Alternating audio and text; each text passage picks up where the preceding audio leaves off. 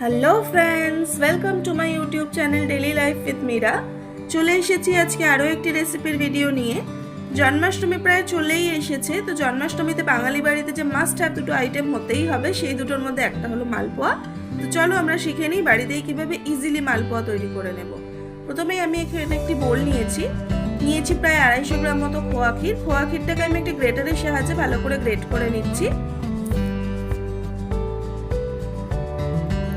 খোয়া ক্ষীরটা গ্রেট করে নেওয়া হয়ে গেলে পর এতে আমি মিশিয়ে দিচ্ছি 3 বাটি মতো গরম দুধ। কার কার বাড়িতে জন্মাষ্টমী হয় আমাকে কমেন্টে জানিও কিন্তু। আরে না, প্রসাদ খেতে যাব না, ভয় পেও না। এখানে দুধটা একটু গরম নিচ্ছি, কারণ আমরা এরপরে যে উপকরণগুলো মেশাবো দুধটা গরম থাকলে উপকরণগুলো মিশে যেতে সুবিধে হবে।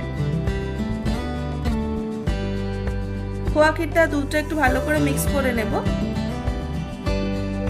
এরপর এতে একে একে শুকনো আইটেমগুলো আমরা মিক্স করব। প্রথমে এখানে দিয়ে দিচ্ছি আমি 1 কাপ মতো ময়দা, দিচ্ছি 1 কাপ মতো সুজি।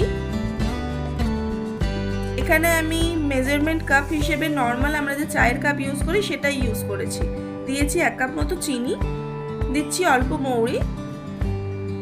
কেউ যদি শুকনো মালপোয়াটা খেতে চান তাহলে এখানে চিনি একটু বেশি ইউজ করতে পারেন। যেহেতু আমি মালপোয়াটা ভেজে চিনির রসে দেব, তাই আমি এখানে মিশ্রণটা গোলার সময় কম ইউজ করছি। এরপরে মিশ্রণগুলোকে ভালোভাবে মিশিয়ে নেব। মিশ্রণটা আমার এখানে একটু গাঢ় হয়েছে, তাই অল্প দুধ আরও একটু আমি ইউজ করছি। এরপরে সমস্ত উপকরণগুলো ভালো করে মিশিয়ে নিয়ে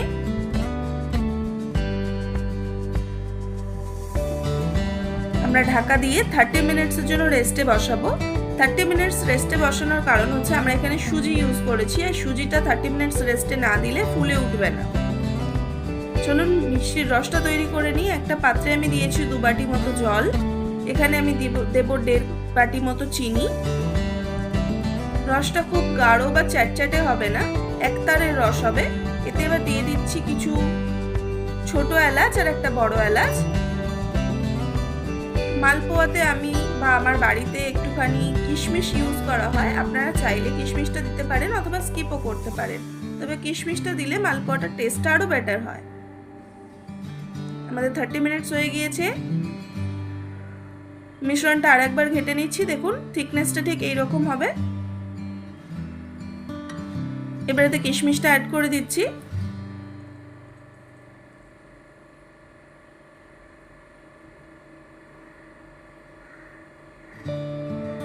এবার মালপোয়া ভেজে নেওয়ার পালা। আমি এখানে সাদা তেলে ভাজছি, আপনারা চাইলে গাওয়া ঘিতেও ভাজতে পারেন। তবে আমার বাড়িতে যেহেতু সবাই মোটামুটি কোলেস্টেরলের রোগী, তাই আমি এখানে গাওয়া ঘিটা ইউজ করছি না।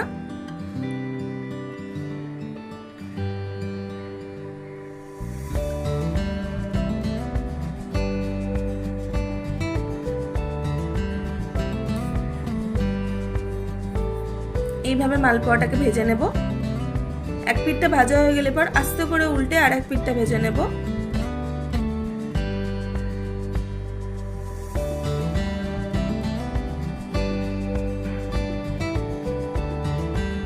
একসঙ্গে অনেকগুলো মালপোয়া ছাড়তে যাবেন না, তাতে হবে কি একটা অপরের সঙ্গে জুড়ে যাবে, আপনি যখন তুলতে যাবেন তখন আপনি তুলতে পারবেন না। আচ্ছা, এখানে একটা টিপস দিয়ে রাখি। আমি যেহেতু ঘিতে ভাজছি না মালপোয়া, তাই আমি মিষ্টির রসে অল্প গাওয়া ঘি অ্যাড করে নিচ্ছি। এতে ঘিয়ের যে ফ্লেভারটা সেটা কিন্তু মালপোয়াতে পাওয়া যাবে। আমাদের মালপোয়া দেখুন ভাজা ডান, তো আমি তুলে নিচ্ছি। এইভাবে আমি বাকি যে মালপোয়ার ব্যাটারটা আছে সেটা দিয়েও একটা একটা করে মালপোয়া ভেজে নেব।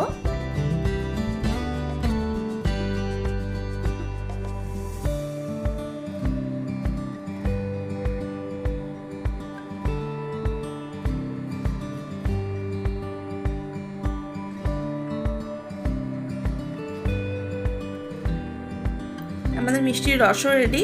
এবার যে ভাজা মালপোয়াগুলো আছে সেগুলো আমরা একটা একটা করে মিষ্টির রসে দিয়ে দেব।